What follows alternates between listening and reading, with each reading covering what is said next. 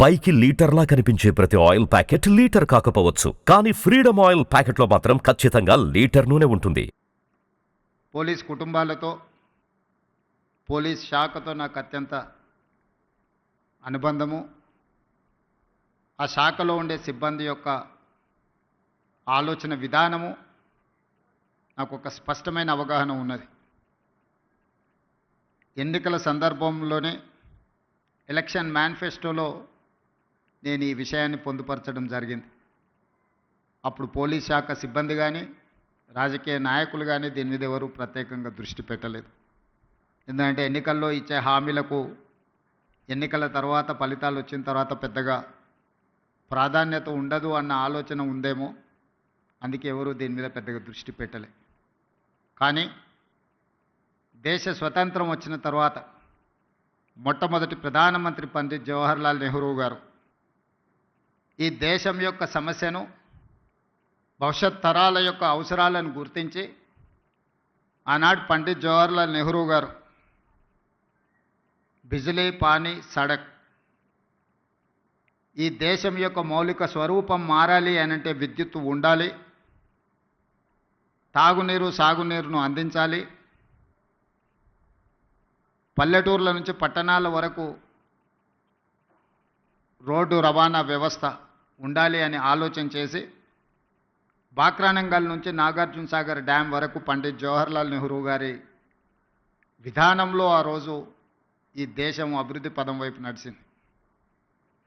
ఆ రోజు education and irrigation ఆలోచన కూడా పండిత్ జవహర్లాల్ నెహ్రూ గారు చేశారు. అందుకే ఈరోజు ఈ దేశంలో ఉన్న గొప్ప గొప్ప యూనివర్సిటీలు అన్నీ కూడా పండిత్ జవహర్లాల్ నెహ్రూ గారు ఉన్నప్పుడే పునాదులు పడ్డాయి. ఆ యూనివర్సిటీల నుంచి వచ్చిన విద్యార్థులే ఈ దేశ భవిష్యత్. ఆనాడు నిర్మించిన సాగునీటి ప్రాజెక్టులే ఈ దేశం ఆకలి కేకల నుంచి ప్రపంచానికే ఆహార ధాన్యాలను అందించే స్థాయికి ఈరోజు ఈ దేశం అభివృద్ధి చెందింది అంటే ఆనాటి మొట్టమొదటి ప్రధానమంత్రి ఒక గొప్ప ఆలోచన చేసి ఒక దార్శనికత చూపించడంతో ఈరోజు ప్రపంచ దేశాలతో పోటీ పడగలుగుతుంది. ఆ తర్వాత శ్రీమతి ఇందిరాగాంధీ గారు దళితులు, గిరిజనులు, ఆదివాసీలు, బలహీన వర్గాల యొక్క ఆకలి కేకలను, ఆలోచనను చూసి రోటీ కప్డా ఔర్ మకాన్ అనే స్లోగన్ తోటి ప్రజలకు రోటీ కప్డా ఔర్ మకాన్ అనే విధానాన్ని తీసుకొచ్చి పేదలకు సహాయాన్ని అందించారు.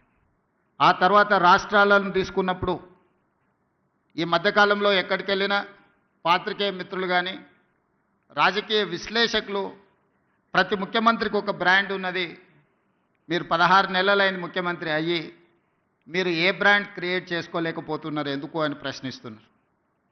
నేను చాలా సందర్భాలలో నవ్వి వదిలేసిన. ఎందుకంటే ప్రశ్న అడిగేవాళ్ళు నేను ఏ బ్రాండ్ కోసం ప్రయత్నం చేస్తున్నో వాళ్ళు అవగాహన చేసుకునే పరిస్థితుల్లో లేరు అని.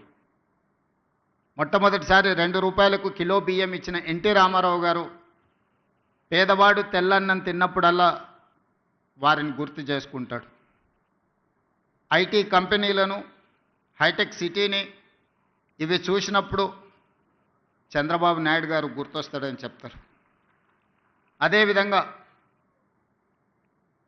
జలయజ్ఞం, వ్యవసాయాన్ని ప్రాధాన్యతగా తీసుకొని ఉచిత కరెంటు నుంచి సాగునీటి ప్రాజెక్టుల వరకు రైతుల సమస్యలను చర్చించినప్పుడు రైతు బాంధవుడుగా డాక్టర్ వైఎస్ రాజశేఖర రెడ్డి గారు గుర్తొస్తారు. సరే, ఇంకొంతమంది కొన్ని రకాలుగా కొన్ని బ్రాండ్స్ క్లెయిమ్ చేస్తూ ఉంటారు. ఉద్యమకారులమని, తెలంగాణ ప్రదాతలమని, వాళ్ళ గురించి నేను పెద్దగా చర్చించదలుచుకోలేదు. మరి మీరు ఏ బ్రాండ్ లేకుండానే అన్నోటీస్డ్ చీఫ్ మినిస్టర్గా మీరు రావడం పోవడం జరుగుతుందా అని చెప్పి విశ్లేషకులు, శ్రేయోభిలాషులు అడుగుతున్నారు. నేను ఒక మాట చెప్పదలుచుకున్న ఈ వేదిక మీద నుంచి విశ్లేషకులకు, విమర్శకులకు, ఈ రాష్ట్రంలో ఉండే ప్రజలకి, young India is my brand. I wanted to create a brand that is called Young India. వేల సంవత్సరాల చరిత్ర కలిగిన మానవుల కోసం దేశాలు, సరిహద్దులు అనేటివి కృత్రిమంగా మనం సృష్టించుకున్నవే. ఒకప్పుడు రాజ్యాలు ఉన్నప్పుడు బలవంతుడైన రాజు ఆక్రమించుకుంటూ పోతే పెద్ద పెద్ద రాజ్యాలు ఉండేటివి. మళ్ళీ సామంతులు స్వతంత్రం ప్రకటించుకుంటే అవి చిన్న రాజ్యాలుగా మారినాయి. రాజ్యాల సరిహద్దులు మనం సృష్టించుకునే. ఈరోజు వీసా విధానం ఒకప్పుడు పాకిస్తాన్ ఆఫ్ఘనిస్తాన్ వరకు అఖండ్ భారత్, కానీ దేశ విభజన జరిగిన తర్వాత బంగ్లాదేశ్, పాకిస్తాన్, ఆఫ్ఘనిస్తాన్ రకరకాల దేశాలుగా ఈరోజు వీసాలు తీసుకొని మనం వెళ్తున్నాం. ఈ సరిహద్దులు అన్నీ కూడా మనం కృత్రిమంగా సృష్టించుకున్న సరిహద్దులే, మానవులు తయారు చేసుకున్న సరిహద్దులు. కానీ వీళ్ళందరికీ అవసరమైన అవసరాలు ఏమి? వీటి మీద ప్రత్యేకమైన దృష్టి పెట్టాల్సిన అవసరం పాలకుల మీద ఉన్నది. అది రాజ్యాలు కావచ్చు, స్వతంత్ర భారతదేశం కావచ్చు. భారతదేశానికి స్వతంత్రం వచ్చి 75 సంవత్సరాలు పూర్తి చేసుకున్నామంటే this is one of the youngest country in the world. స్వతంత్ర భారతదేశంగా 75 సంవత్సరాలు అనేది చాలా చిన్నది. మనం పురాణాలను విన్నప్పుడు, చరిత్రలు చదివినప్పుడు వేల సంవత్సరాల చరిత్ర గురించి మాట్లాడుకుంటున్నాం, చర్చించుకుంటున్నాం.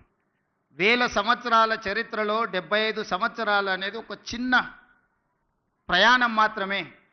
ఈ చిన్న ప్రయాణంలో ఎంతోమంది ప్రధానమంత్రులు, ముఖ్యమంత్రులు, మంత్రులు రకరకాలుగా వచ్చిండ్రు. కానీ కొద్దిమంది మాత్రమే చరిత్రలో నిలబడ్డారు. ఆ కొద్దిమంది చరిత్రలో తీసుకున్న నిర్ణయాలు చరిత్రనే మలుపు తిప్పే విధంగా రాష్ట్రాలు, దేశాలు అభివృద్ధి పదం వైపు నడిచినాయి. సుమన్ టీవీలో మీ పర్సనల్ అండ్ బిజినెస్ ప్రమోషన్స్ కోసం కింది నెంబర్కి కాంటాక్ట్ చేయండి.